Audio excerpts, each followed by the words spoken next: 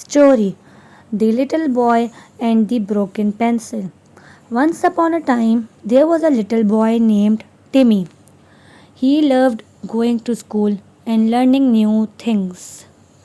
One day, while drawing in class, Timmy's favorite pencil broke.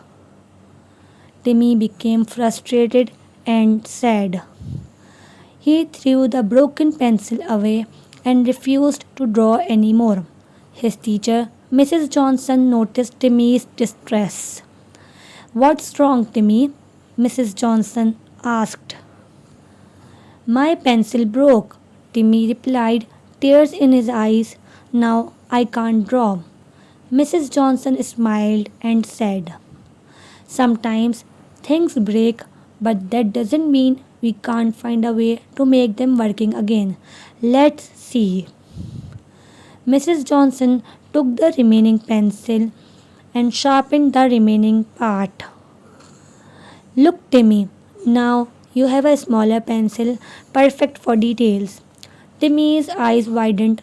"Wow, I never thought of that."